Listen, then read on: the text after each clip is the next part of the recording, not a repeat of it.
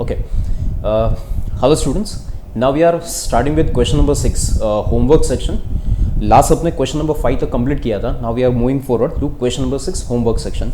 So question is, Ram and Rahim started business with a capital of 50,000 and 30,000. दो partners है Ram and Rahim, उनकी capital है 50,000 and 30,000. On 1st January 2016, Rahim entitled to salary of 400 rupees per month and interest is allowed on capital is charged on drawing at 6% per annum. दो partners है Ram and रहीम, इन लोगों ने नया business start किया कितनी capital से 50,000 and 30,000 capital से business start किया.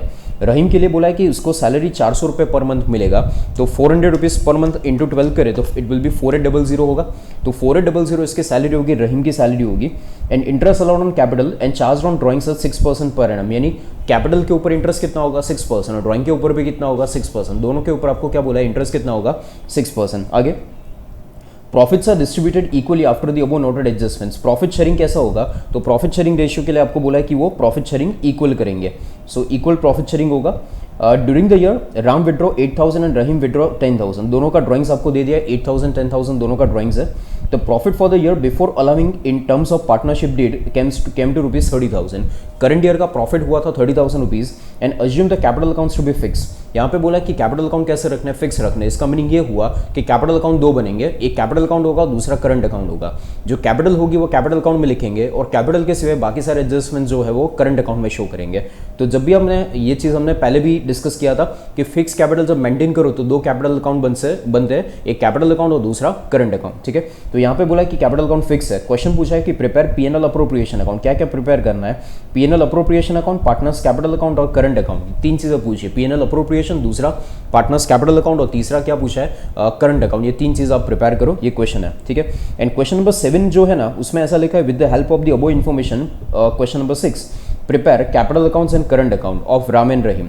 तो कैपिटल अकाउंट करंट अकाउंट तो हम क्वेश्चन नंबर 6 में बना ही रहे, तो क्वेश्चन नंबर 7 जो है वो रिपीट हो रहा है, इनफैक्ट क्वेश्चन नंबर 6 के अंदर इंक्लूड ही है. सो क्वेश्चन नंबर 7 जो है उसको कैंसिल कर देंगे, वो 6 में ऑलरेडी इंक्लूड है. ठीक है, सो क्वेश्चन नंबर 6 हम पूरा कंप्लीट करते हैं. सबसे पहले मैंने अकाउंट्स ड्रॉ कर दिए. अकाउंट्स के अंदर जो अकाउंट्स आपको क्वेश्चन में बोले मैंने ड्रॉ करके रखे.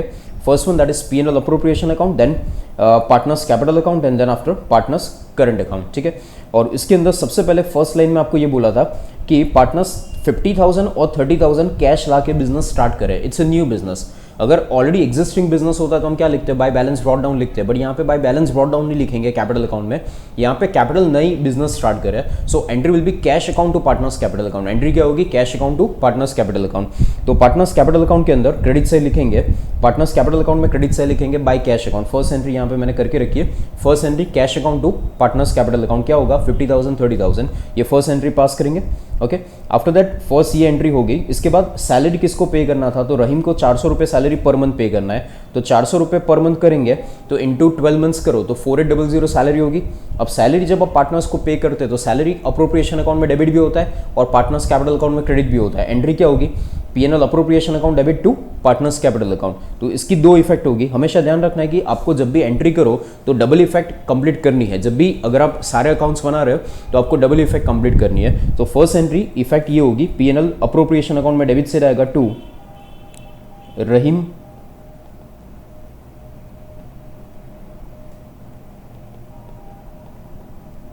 Capital account. 4800 उसको सैलरी पे करे तो 4800 उसके अकाउंट में क्रेडिट भी होगा.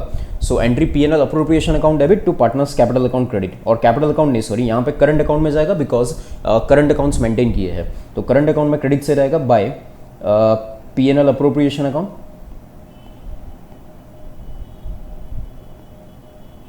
और ब्रैकेट में लिखेंगे समझने के लिए सैलरी. और किसकी सैलरी थी, तो 4800 रहीम को सैलरी मिल रहा था. ठीक है, इसके बाद आपको बोला है कि 6% इंटरेस्ट कैपिटल के ऊपर पे करना है, ड्राइंग के ऊपर 6% इंटरेस्ट चार्ज करना है. तो कैपिटल के ऊपर 6% इंटरेस्ट काउंट करो तो 50,000 और 30,000 इनकी कैपिटल है. तो 50,000 का 6% करे तो 3,000 होगा और 30,000 का 6% करे तो 1,800 होगा. तो 3,000 एंड 1,800 जो इनका इंटरेस्ट होगा 6% के हिसाब से, वो इंटरेस्ट उनके करंट अकाउंट के अंदर रिकॉर्ड करना पड़ेगा. सो इंटरेस्ट की एंट्री एक इफेक्ट आएगी PNL appropriation account debit side, PNL appropriation में debit side to partners capital account.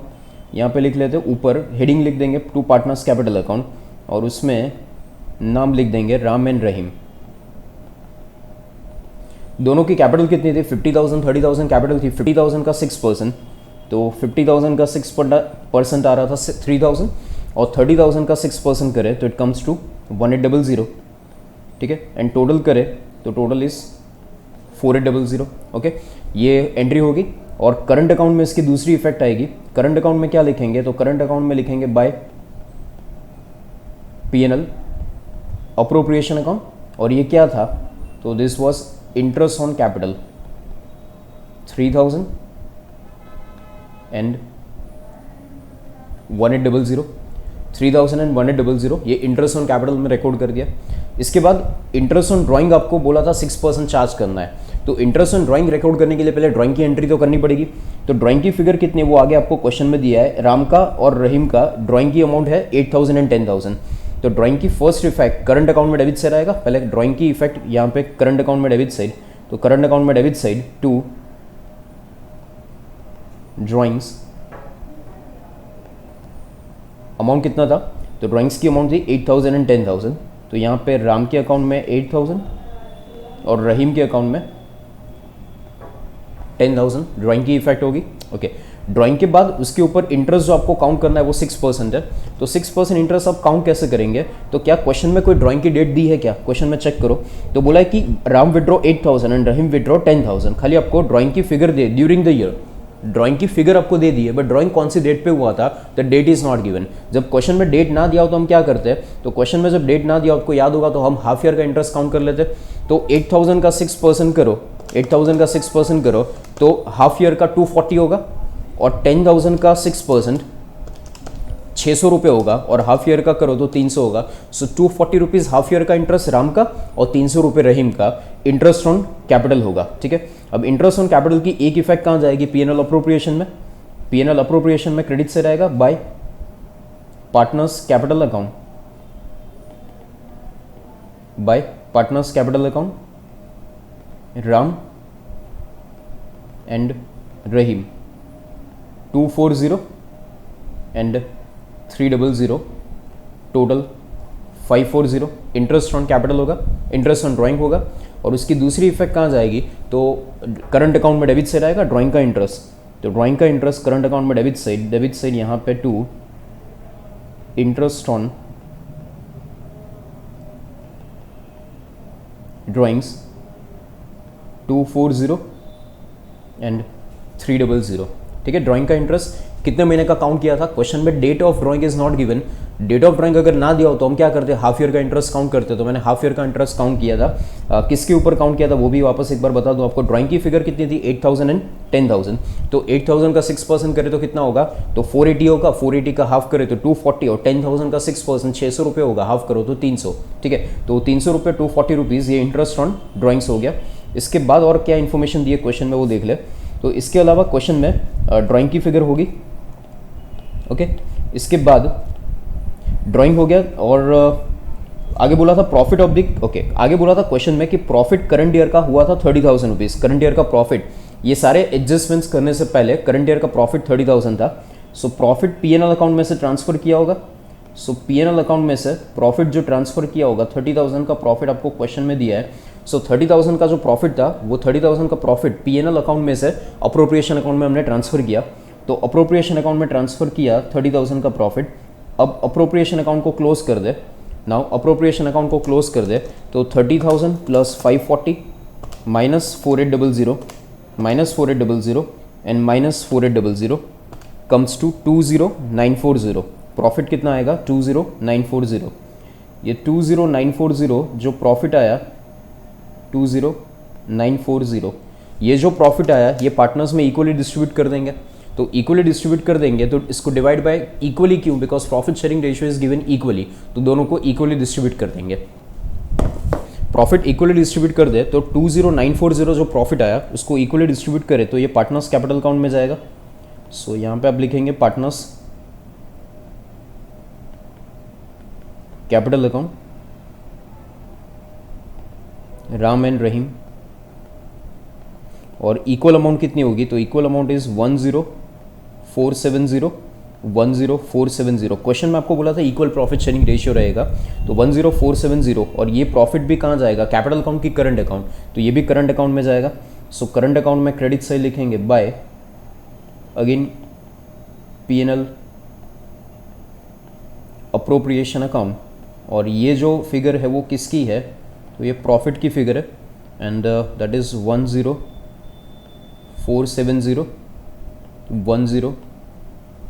10470। ठीक है, ये प्रॉफिट डिस्ट्रीब्यूट हो गया। Okay, P&L appropriation account, capital account और करंट अकाउंट, ये सारी चीज़ें होगी रिकॉर्ड।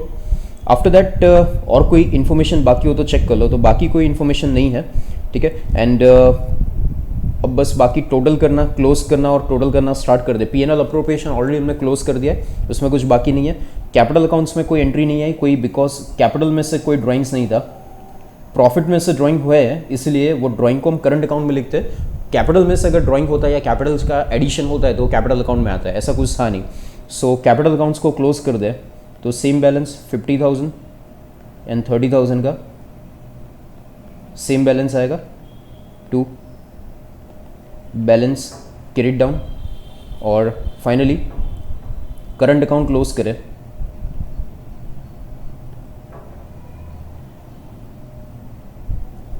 करंट अकाउंट को क्लोज करें तो करंट अकाउंट में 3000 plus 10470 minus 8000 minus 240 comes to 5230। ये राम का बैलेंस था। Then 4800 plus 1800 plus 10470 minus 10300 comes to 6770। This is balance credit down of Ram and Rahim. तो ये राम और रहीम का ये करंट अकाउंट का बैलेंस होगा। फिर क्वेश्चन नंबर 7 जो मैंने आपको बोला था कि वो सेम ही क्वेश्चन है जो 6 में कवर हो जाता है, सो 7 अलग से नहीं करना है, ये 6 में दोनों क्वेश्चन कवर हो गए। सो नोट डाउन कर लीजिए, P&L अप्रोप्रिएशन ये आंसर था। ठीक है, इसके बाद कैपिटल अकाउंट का ये बैलेंस आएगा और लास्ट में करंट अकाउंट का ये बैलेंस होगा करंट अकाउंट का। ठीक है, सो यहाँ पे ये क्वेश्चन नंबर 6 कंप्लीट होता है। Hello everyone, we are starting with the next question, question number 8 homework section का यूनिट नंबर 1 का last question. Question is like this. First of all question के अंदर है ना स्टार्टिंग की फर्स्ट 2 लाइन मिसिंग है, प्रिंट नहीं हुआ है। मैं वो 2 लाइन पहले आपको लिखवा देता हूँ, फिर आप क्वेश्चन स्टार्ट कीजिए। तो first 2 lines are like this, आपको लिखना है साथ में। क्वेश्चन 8 में आपको ऐड करना है, कहीं पे भी आप यहाँ पे भी साइड में भी लिख सकते हैं। आपको लिखना है first A and B are partners sharing profit and losses in the ratio 3:2. A and B partners sharing profit and losses in the ratio 3:2. Second line, C admitted as a partner for 1/6 share in the profit. C admitted as a partner for 1/6 share in the profit. इसके बाद आगे का जो sentence है, ये 2 line थी, उसके बाद का आगे क्वेश्चन में लिखा है and C is guaranteed that his share of profit will not be less than 2.5 crore.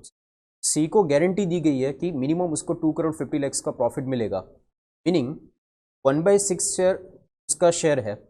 अगर प्रॉफिट का 1/6 करो तो अगर 2 करोड़ 50 लाख से कम आया तो मिनिमम 2 करोड़ 50 लाख देना पड़ेगा। अगर 2 करोड़ 50 लाख से ज़्यादा आया, टोटल प्रॉफिट का 1/6 किया और 1/6 करने पे 2 करोड़ 50 लाख से ज़्यादा आया तो वो देना पड़ेगा।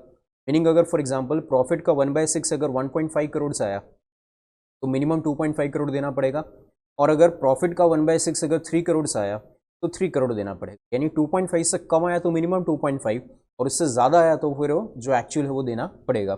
मिनिमम 2.5 करोड़ की गारंटी है। Total profit of the firm for the year ended 2017 वे 9 करोड़। पूरे बिजनेस का प्रॉफिट कितना हुआ था? 9 करोड़ का पूरे बिजनेस का प्रॉफिट था। क्वेश्चन आपको ये पूछा है calculate the share of the profit of the partner. Question आपको पूछा है कि प्रॉफिट शेयरिंग कैलकुलेट करो if guarantee is given by the firm. 3 question आपको पूछा है कि अगर ये जो 2.5 करोड़ की गारंटी है अगर ये फर्म ने दी होगी तो क्या होगा। सेकंड क्वेश्चन, ए ने गारंटी दी होगी तो क्या होगा, और थर्ड क्वेश्चन, ए और बी दोनों ने इक्वल गारंटी दी है तो क्या होगा। ये 3 क्वेश्चन यहाँ पे पूछे आपको। ठीक है, सो कैलकुलेशन पार्ट स्टार्ट करूँ तो first of all question number 8 का कैलकुलेशन पार्ट स्टार्ट करूँ तो इसमें फर्स्ट क्वेश्चन नंबर ए हमें कैलकुलेट करना है। उसमें टोटल प्रॉफिट क्वेश्चन में आपको दिया है कितना है, 9 करोड़। टोटल प्रॉफिट जो बिजनेस का है वो कितना है, 9 करोड़। ठीक है, इसमें एक थोड़ा सा पहले वर्किंग नोट कैलकुलेट कर लूँ। कि सी का जो शेयर है वो 1/6 है, तो 1/6 के हिसाब से सी का एक्चुअल प्रॉफिट कितना होता है, तो शेयर ऑफ सी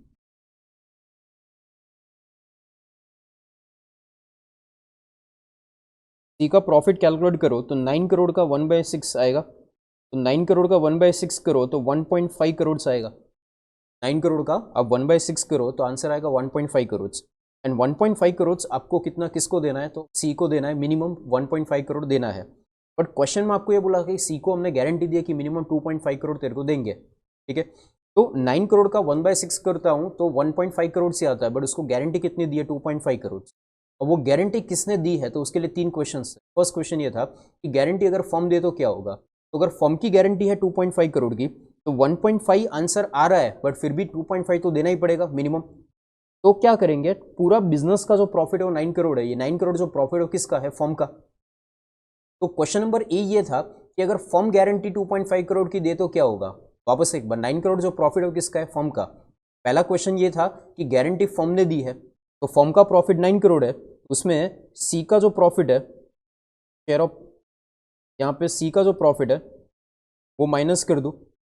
अब सी का प्रॉफिट कितना माइनस करेंगे, एक्चुअल आ रहा है 1.5 करोड़ आ रहा है, कैलकुलेट करो तो 1.5 करोड़ आ रहा है, बट मिनिमम गारंटी कितनी है, 2.5 करोड़। तो 9 में से 2.5 करोड़ माइनस कर दे, 9 में से 2.5 करोड़ माइनस कर दे, तो 9 माइनस 2.5 करोड़, तो आंसर आएगा 9 में से 9 माइनस 2.5 करोड़ करे तो 6.5 करोड़ बाकी बचेगा। तो 6.5 करोड़ जो बाकी बचे वो किसको डिस्ट्रीब्यूट होगा, 6.5 करोड़ जो बाकी बचेगा वो ऑब्वियसली ए और बी को डिस्ट्रीब्यूट होगा। तो बाकी जो प्रॉफिट बचा 6.5 करोड़, इसको हम 2 जन में डिस्ट्रीब्यूट कर देंगे, that is A and B. क्योंकि सी का जो प्रॉफिट था वो 2.5 करोड़, वो तो हमने उसको दे दिया। अब बाकी जो प्रॉफिट बचा वो ऑब्वियसली ए और बी में डिस्ट्रीब्यूट हो जाएगा। और ए और बी का प्रॉफिट शेयरिंग रेशियो मैंने लिखवाया था आपको 3:2 है, 3:2 प्रॉफिट शेयरिंग रेशियो था। तो अब जो बाकी बचा 6.5 उसको 3:2 में डिवाइड कर दो, तो इट विल बी 3.9 करोड़ ए का और 2.6 करोड़ बी का। ये प्रॉफिट शेयरिंग होगा ए और बी का। और सी को कितना मिलेगा, तो सी को मिलना चाहिए था 1.5 करोड़, बट मिनिमम उसको गारंटी कितनी थी, 2.5 करोड़। तो ए को मिलेगा 3.9, बी को मिलेगा 2.6 और सी को कितना 2.5, ठीक है। ये इसका डिस्ट्रीब्यूशन होगा क्वेश्चन नंबर ए का। अब इसी क्वेश्चन में सेकंड क्वेश्चन है बी नंबर का। इसके अंदर आपको ये बोला है कि अगर ये गारंटी अगर ए ने दी होती तो क्या होता।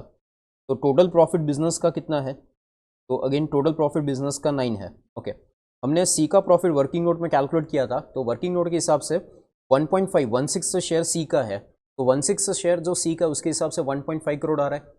अब ये 1.5 करोड़ सी को देना कितना, 2.5 करोड़। क्वेश्चन नंबर बी आपको ये बोला है कि अगर गारंटी ए ने दी होती तो क्या होता।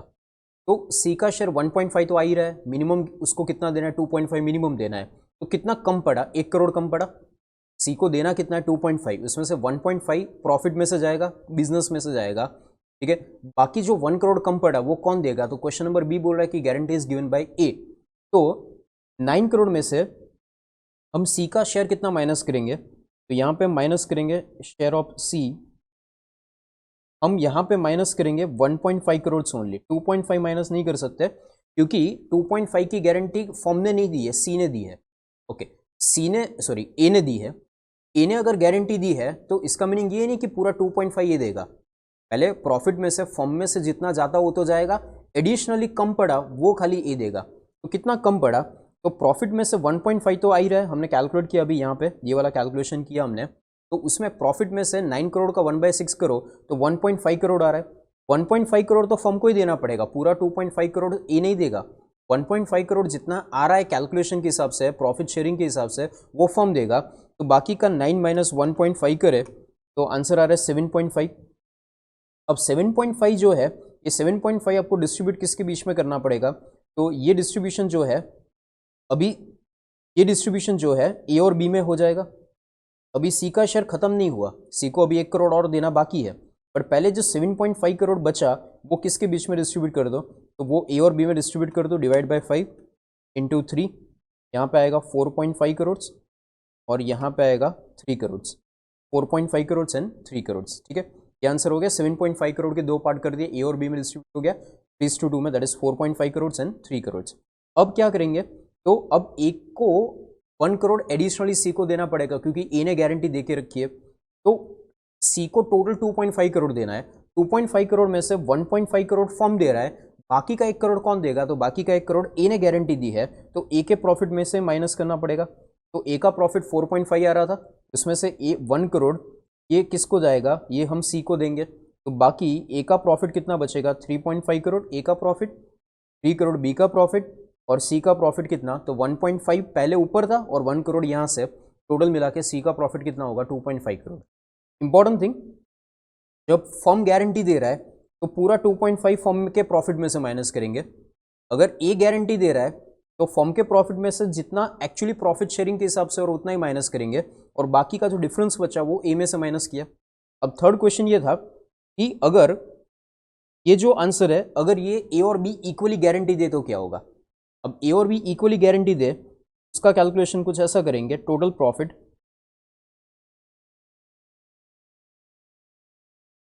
बिजनेस का 9 करोड़ था, इसमें से सी का जो शेयर है वो सबसे पहले माइनस कर दे। सी का शेयर कितना? 1/6 के हिसाब से, सी का शेयर 1/6 के हिसाब से कितना होगा? 1.5 करोड़। वो माइनस कर दो, बचेगा क्या? 7.5 करोड़। 7.5 करोड़ जो बचा वो 7.5 करोड़, फिर सी को बाकी के पैसे देने बाकी है। अब मैं पहले डिस्ट्रीब्यूशन कर देता हूँ। 9 करोड़ में से पहले फर्म कितना गारंटी दे रहा है? 1.5 करोड़ तक तो फर्म के प्रॉफिट में से जाएगा। बाकी जो बचा वो ए और बी देंगे, और ए और बी कौन से रेशियो में देंगे? तो ए और बी 3:2 में देंगे। ओके, 3:2 में डिवाइड करें तो 4.5 आएगा, आंसर आएगा 4.5 और 3 आएगा। ठीक है, ये 7.5 का बाइफर्केशन हुआ, 4.5 और 3। अब क्या करेंगे? तो ये जो आंसर आया इसमें से ए और बी दोनों ने गारंटी दी है। क्वेश्चन नंबर सी ये था कि ए और बी ने इक्वली गारंटी दी है, तो सी को टोटल 2.5 करोड़ देना था, इसमें से 1.5 करोड़ फर्म के प्रॉफिट में से गया, बाकी बचा 1 करोड़। 1 करोड़ के लिए गारंटी कौन दे रहा है? अब ए और बी ज्वाइंटली इक्वली गारंटी दे रहे हैं, तो सी को एडिशनली 1 करोड़ कौन देगा? ए और बी दोनों इक्वली देंगे, तो ए 0.5 देगा और बी 0.5 देगा, टोटल 1 करोड़ जाएगा। तो अब ए के प्रॉफिट में से सी को कितना जाएगा? 0.5 और बी के प्रॉफिट में से भी 0.5 जाएगा। मैंने टोटल 1 करोड़ रुपए एडिशनली जो सी को देना था वो ए और बी दोनों में से इक्वली 50 लाख माइनस किए। और फाइनली ए का प्रॉफिट कितना? 4 और बी का प्रॉफिट कितना? 3 माइनस 0.5 दैट इज 2.5। तो ए को प्रॉफिट कितना मिलेगा? 4, बी को कितना मिलेगा? 2.5 और सी का कितना? सी का हमेशा 2.5 मिनिमम होगा। ठीक है, तो ये आपका क्वेश्चन नंबर सी हुआ। तो ये टाइप के क्वेश्चंस है जिसमें आपको ये अभी भी ऐसा बोल सकते हैं शॉर्ट सम है, ये फुल सम के अंदर भी यूज हो सकता है। ये जो कंसेप्ट है इसको फुल सम में भी यूज कर सकते हैं। जब क्वेश्चन कॉम्प्लिकेटेड बनाना हो तो ऐसे कंसेप्ट्स को फुल क्वेश्चंस के अंदर यूज कर सकते हैं जहाँ से आप क्वेश्चन कॉम्प्लिकेटेड बना सकते हैं। तो यहाँ पे गारंटी, अगर मिनिमम गारंटी कोई पार्टनर को दी है और किसने दी है उसके हिसाब से उसका आंसर चेंज होता रहेगा। तो यहाँ पे अपना ये लास्ट क्वेश्चन 8 नंबर कंप्लीट होता है। यूनिट 1 का होमवर्क सेक्शन का 8 नंबर क्वेश्चन यहाँ पे हम कंप्लीट करते हैं। इसके बाद हम क्लास वर्क का यूनिट नंबर 2 स्टार्ट करें, class work unit 2। Hello everyone, next question we are starting, that is fourth question, class work unit 2। बहुत सिंपल सा क्वेश्चन है, गुडविल कैलकुलेशन के ऊपर क्वेश्चन है, बट गुडविल का जो कैलकुलेशन है वो थोड़ा डिफरेंटली कैलकुलेट करना है। देखते हैं क्वेश्चन क्या है। Question is Wise, clever and Dull were trading in partnership, sharing profit and losses in the ratio 4:3 respectively. 3 partners है, vice, clever and Dull, profit sharing ratio is 4:3। The accounts of the firm are made up to 31st December every year. Accounts year end कब हो रहा है? year end हो रहा है, आपको बोला है कि 31st December को year end हो रहा है, meaning calendar year follow कर रहा है। The partnership did provide that inter alia that on death of the partner the goodwill was to be valued at 3 years purchase. Goodwill calculation कैसे करना है? 3 years purchase of the average profit of 3 years. 3 साल का average profit और 3 साल की purchase के base पे goodwill calculate करना है। but 3 साल कौन से लेने हैं? Profit of the 3 years up to date of death. ये जो sentence है, this is very important. Up to date of death, this is very important. Up to date of death, ये आगे कोई क्वेश्चन के अंदर ये नहीं था, ये जो सेंटेंस है नहीं था, इसके ऊपर से पूरा कैलकुलेशन चेंज हो जाएगा। क्या होगा मैं बताता हूं बाद में। After deducting interest of 8% on capital employed and fair remuneration of each partner. क्या लिखा है? आफ्टर डिडक्टिंग इंटरेस्ट ऑफ 8%, इसको अंडरलाइन कीजिए, बॉक्स बनाएगा इसके ऊपर। After deducting interest on capital of 8% on capital employed and fair remuneration of each partner. यहां तक वापस क्वेश्चन आपको समझाओ क्या था। 3 पार्टनर्स है, नाम क्या है? Vice, clever and dull. 3 partners are there. Profit sharing ratio कितना है? 4:3 प्रॉफिट शेयरिंग रेशियो है। ईयर एंड कब हो रहा है? 31st दिसंबर को ईयर एंड हो रहा है। और गुडविल कैलकुलेशन के लिए आपको बोला है कि 3 साल का प्रॉफिट और 3 साल की परचेस के बेस पे, 3 साल का प्रॉफिट और 3 साल की परचेस के बेस पे गुडविल कैलकुलेट करना है। और गुडविल कैलकुलेट करने के लिए आपको जो 3 साल का प्रॉफिट लेना है वो 3 साल कौन से 3 साल, तो आपको बोला है फ्रॉम दी 3 साल up to date of death, जो डेथ हुई हो उस डेट से लेके लास्ट 3 साल का प्रॉफिट लेना। अब नॉर्मली हम 3 साल का प्रॉफिट अगर बोला हो तो हम क्या करते हैं, फॉर एग्जांपल 2020 में डेथ हुई हो पार्टनर की और 3 साल का प्रॉफिट लेना है, आपको बोला है कि 3 साल का प्रॉफिट के बेस पर आप गुडविल कैलकुलेट करो, तो हम कौन से 3 साल लेंगे, 2020 में डेथ हुई है फॉर एग्जांपल, तो 19, 18 एंड 17 ये 3 साल हम लेंगे। इस क्वेश्चन में ऐसा नहीं करना है, नहीं करना है। इस क्वेश्चन के अंदर आपको बोला है up to date of death, meaning ये कैलकुलेशन कैसे करना है, तो जब डेथ हुई उस दिन से 3 साल कैलकुलेट करना है, उस दिन से 3 साल पीछे जाना है, एग्जैक्टली प्रीवियस ईयर से कैलकुलेशन नहीं चालू करना है, उसी दिन से पीछे 3 साल का प्रॉफिट आपको यूज करना है और वहां पे 3 साल के परचेज के बेस पे गुडविल कैलकुलेट करना है। एक और चीज आपको बोलिए कि after deducting interest of 8% on capital and fair remuneration of each partner, meaning क्या कि गुडविल कैलकुलेट करने के लिए जो प्रॉफिट लेंगे वो प्रॉफिट में से आपको 2 चीजें माइनस करनी है, इंटरेस्ट ऑन कैपिटल माइनस करना है और दूसरा रेम्यूनरेशन मीनिंग पार्टनर्स की सैलरी माइनस करनी है। रेम्यूनरेशन माइनस करना है, इंटरेस्ट माइनस करना है, रेम्यूनरेशन माइनस करना है, पार्टनर्स का इंटरेस्ट ऑन कैपिटल और रेम्यूनरेशन दोनों माइनस करना है, मीनिंग देयर बाय कि जब आप गुडविल कैलकुलेट करने के लिए प्रॉफिट लोगे वो प्रॉफिट कौन सा होगा, तो नेट प्रॉफिट माइनस 2 चीजें, इंटरेस्ट ऑन कैपिटल 8% और दूसरा गुडविल माइनस सैलरी माइनस करना है, और सैलरी कितनी वो नीचे आगे क्वेश्चन में लिखा है। एक और क्वेश्चन वेरी इंपॉर्टेंट थिंग आपको नोट डाउन करके रखना है, मैं जो आगे बोल रहा हूं, गुडविल कैलकुलेट करने के लिए हम कौन सा प्रॉफिट लेते हैं। नॉर्मली स्टूडेंट्स की ये क्वेरी अगर थोड़ा सोचे तो ये क्वेरी आती है कि गुडविल कैलकुलेट करने के लिए हमें कौन सा प्रॉफिट लेना चाहिए, net profit as per PNL account लेना चाहिए कि net profit as per PNL account में से अप्रोप्रिएशन माइनस करने के बाद जो प्रॉफिट बचे, अप्रोप्रिएशन का प्रॉफिट बचे, वो गुडविल कैलकुलेट करने के लिए यूज करें। वापस एक बार मेरा क्वेश्चन, गुडविल कैलकुलेट करने के लिए कौन सा प्रॉफिट यूज होगा, net profit as per PNL account use करेंगे या पीएनएल अप्रोप्रिएशन का प्रॉफिट यूज करेंगे। ठीक है, ये क्वेश्चन नॉर्मली होता है स्टूडेंट्स को, अगर समझ में आए तो। ओके, आगे अब इंपॉर्टेंट चीज ये है कि गुडविल कैलकुलेट करने के लिए नेट प्रॉफिट पीएनएल का लेना है कि अप्रोप्रिएशन का लेना है, ऐसा कोई फिक्स नहीं है, ऐसा कोई रूल नहीं है कि नेट प्रॉफिट पीएनएल का लेंगे या अप्रोप्रिएशन का लेंगे। वो डिपेंड करता है कि आप पार्टनरशिप फॉर्म में अगर आप पार्टनर हो तो आप पे डिपेंड करता है कि आपको गुडविल कैसे कैलकुलेट करवाना है। यानी क्वेश्चन के अंदर जैसे मेंशन किया हो वैसे गुडविल कैलकुलेट करने के लिए प्रॉफिट यूज करेंगे। अगर आपको बोला है कि इंटरेस्ट और सैलरी माइनस करके प्रॉफिट यूज करो तो हम माइनस करके यूज करेंगे, नहीं बोला है तो नहीं करेंगे। मीनिंग देयर बाय डिफॉल्ट हम कौन सा प्रॉफिट लेंगे, अगर कुछ नहीं बोला है क्वेश्चन में तो गुडविल कैलकुलेट करने के लिए कौन सा प्रॉफिट यूज करेंगे, तो हम पीएनएल का प्रॉफिट यूज करेंगे, पीएनएल का net profit as per PNL use करेंगे, अप्रोप्रिएशन माइनस नहीं करेंगे, interest on capital salary minus नहीं करेंगे अगर क्वेश्चन में नहीं बोला है तो।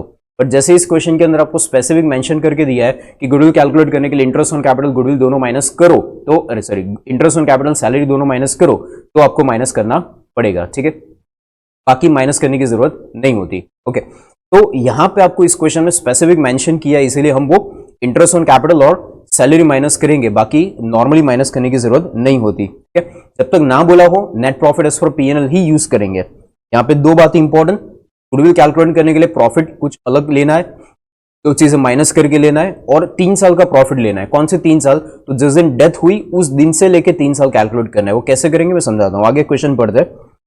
इंटरेस्ट ऑन कैपिटल 8% था और रेम्यूनरेशन ऑफ पार्टनर माइनस करना है।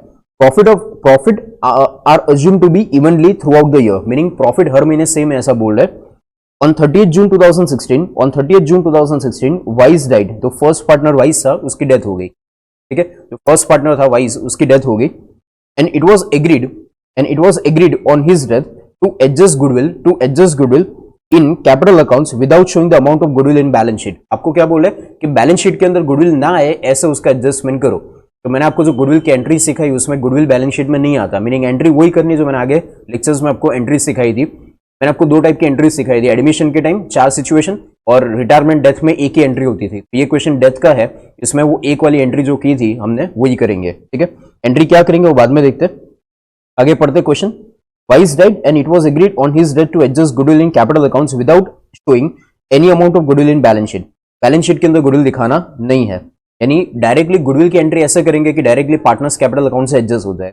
It was agreed for the purpose of valuation of goodwill that fair remuneration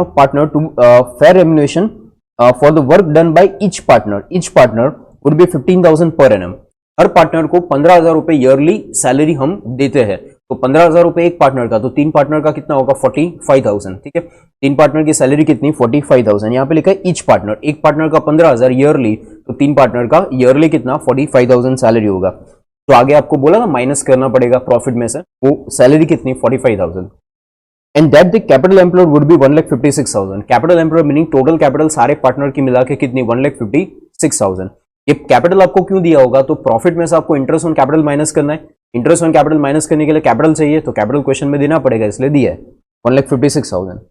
clever and Dull were to continue as a partner sharing profit and losses equally. तो बाकी 2 partner बचेंगे, जिसकी death होगी उसके सिवाय बाकी 2 पार्टनर बचेंगे, उनका future profit sharing ratio equal होगा 1:1। The following were the amounts of profit of the earlier year before charging interest on capital employed। आपको नीचे 2013, 14, 15, 16 4 साल का आपको प्रॉफिट दिया है, आगे लिखा है before charging interest on capital employed, meaning ये जो नीचे प्रॉफिट आपको दिया है उसमें से इंटरेस्ट ऑन कैपिटल माइनस करना बाकी है। अगर इंटरेस्ट ऑन कैपिटल माइनस करना बाकी है तो सैलरी भी माइनस करना बाकी होगा। तो ये जो प्रॉफिट आपको दिया है इसमें से इंटरेस्ट और सैलरी दोनों माइनस करना पड़ेगा, वो बाकी है।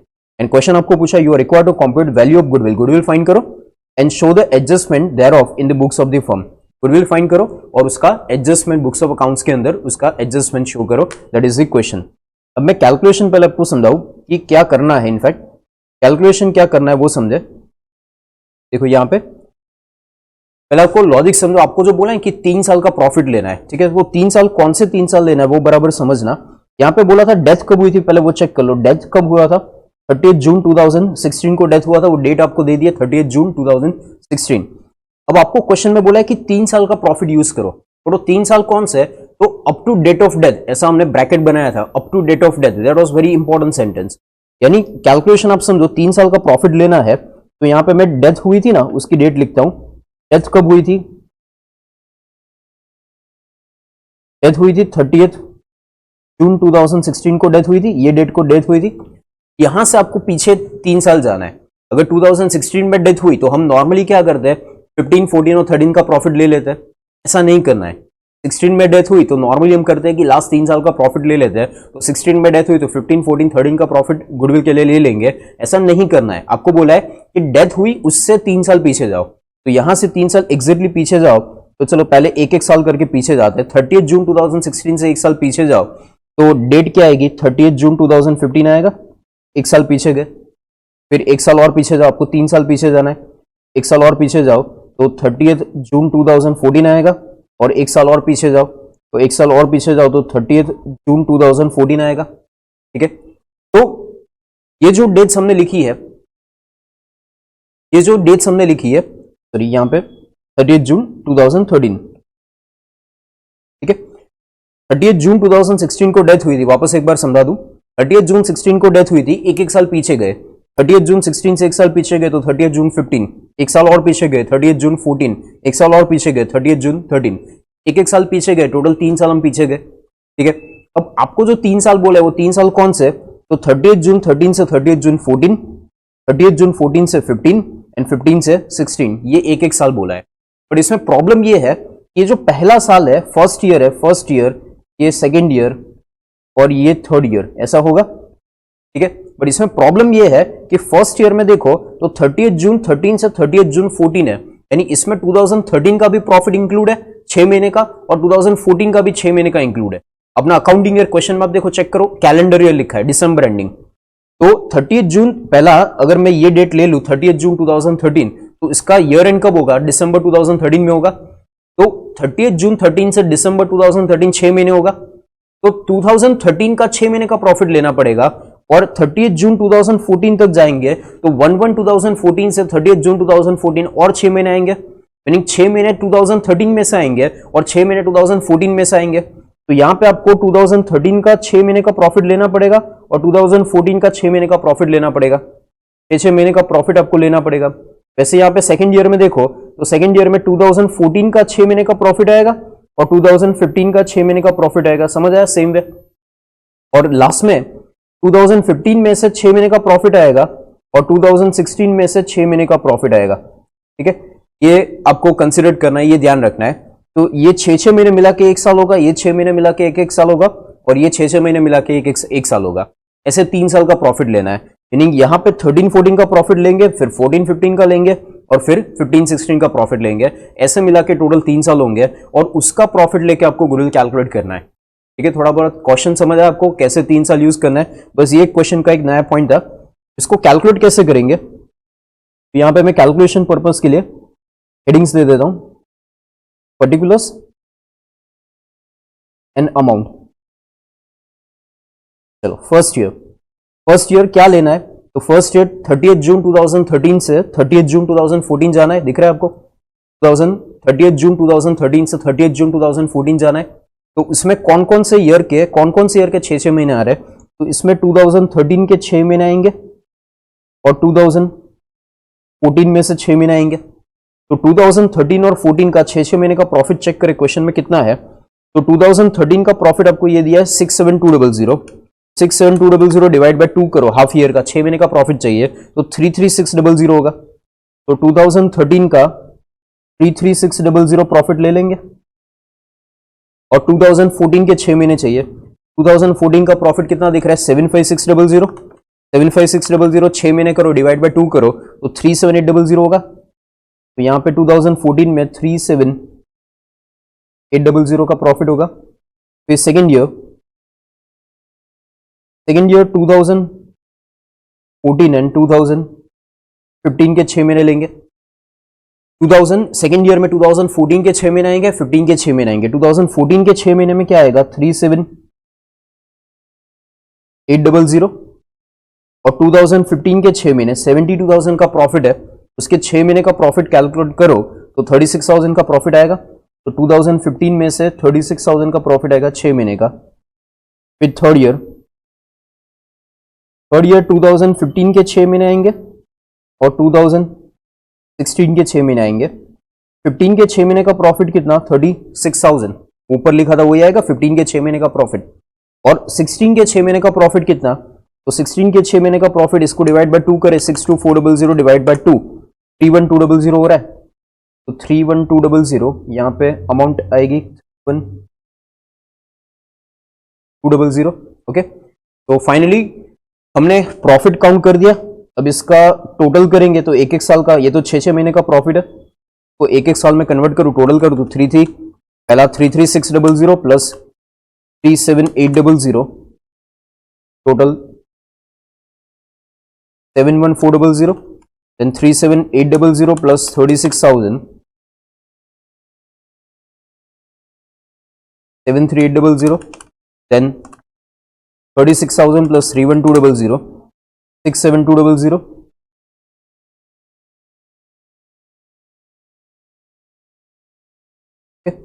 फाइनल टोटल करें सबका 71400 प्लस 73800 प्लस 67200 comes to 212400।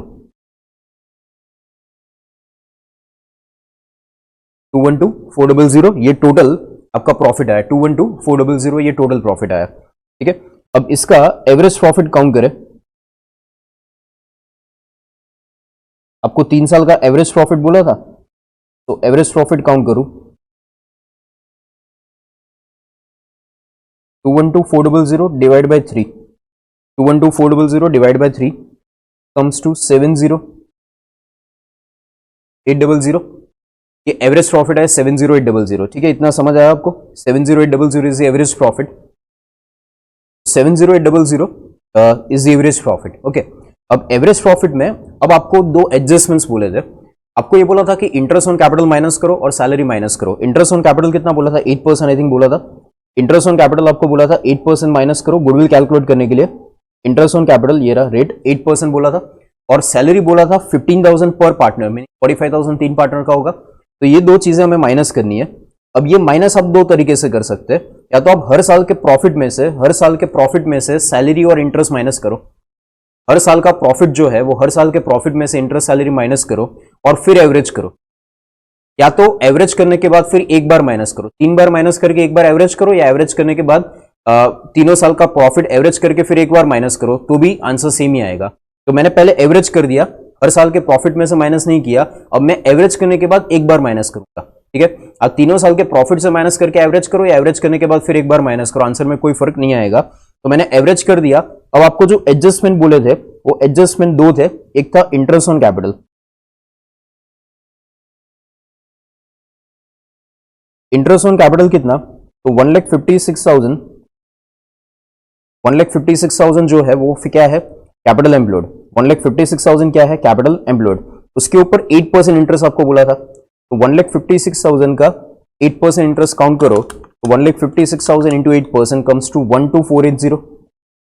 यहाँ पे पहले माइनस करेंगे 12,480, ये इंटरेस्ट ऑन कैपिटल माइनस किया, और पार्टनर्स की सैलरी माइनस करेंगे। सैलरी पार्टनर्स की आपको क्वेश्चन में कितना बोला था, 15,000 पर पार्टनर, एक पार्टनर का 15,000 पर पार्टनर बोला था, तो इंटू 3 करें comes to 45,000 for 3 partners. 45,000 minus करेंगे तो final 70800 minus 12480 minus 45,000 comes to 13320, 13320। ये जो आंसर आया, this is your finally profit. Okay, this is your profit for goodwill calculation. अब आपको गुडविल कैलकुलेट करने के लिए ये जो प्रॉफिट आया, आपको बोला था कि गुडविल कैलकुलेट करने के लिए 3 साल की परचेस के बेस पे करना है। गुडविल कैलकुलेशन 3 साल की परचेस के बेस पे करना है, तो goodwill equal to what, 13320 to 3 years to 3 years, 39960, 39960, this will be amount of goodwill। और ये जो गुडविल अमाउंट आता है, ये जो गुडविल कैलकुलेशन हमने किया था और ये जो गुडविल अमाउंट आया था, ये गुडविल अमाउंट फाइनली पार्टनर्स के बीच में, ये जो आंसर आया, ये पार्टनर्स के बीच में फाइनली गुडविल हम डिस्ट्रीब्यूट करेंगे। ठीक है, अब ये गुडविल जब पार्टनर्स में डिस्ट्रीब्यूशन करेंगे तो पार्टनर्स में डिस्ट्रीब्यूशन कैसे होगा, उसकी एंट्री कैसे होगी, ये भी क्वेश्चन आपको पूछा है कि उसकी पार्टनर्स के बीच में डिस्ट्रीब्यूशन की एंट्री क्या होगी। तो ओल्ड पार्टनर्स जो थे ना, उसमें 3 थे, वाइस, क्लेवर एंड डल, उनका प्रॉफिट शेयरिंग रेशियो था 4:3। तो जो पार्टनर डेथ हुई है उसका शेयर है 4 एंड 4:3:3, मीनिंग 10 होगा टोटल, 4/10 का शेयर था, 4/10। तो उसमें जो पार्टनर की डेथ हुई उसका शेयर कितना, डेथ किसकी हुई है, वाइस, तो वाइस का शेयर कितना, तो 39960 इंटू 4/10 वाइस को मिलेगा, इंटू 4/10 उसका शेयर है, यानी उसको कितना मिलेगा, 15984। ये वाइस को गुडविल मिलनी चाहिए, और ये गुडविल कौन देगा, तो ये रिमेनिंग पार्टनर्स देंगे। और रिमेनिंग पार्टनर्स कौन से रेशियो में देंगे, तो in their gaining ratio. Remaining partners goodwill कौन से रेशियो में देंगे, इन दर गेनिंग रेशियो। अब ओल्ड रेशियो आप चेक करो कितना था, 4:3:3, ओल्ड रेशियो क्या था, 4:3:3, और न्यू रेशियो क्या है, 1:1। न्यू रेशियो जो बाकी जो रिमेनिंग पार्टनर्स है उनका न्यू रेशियो क्या है, 1:1। तो जो रिमेनिंग पार्टनर्स है उनके गेनिंग रेशियो में हम इसको डिवाइड कर देंगे। तो गेनिंग रेशियो फाइंड कैसे होता है, तो gaining ratio is equal to what, gaining ratio equal to new ratio minus old ratio, that is gaining ratio. तो गेनिंग रेशियो फाइंड कर दे, तो यहां पे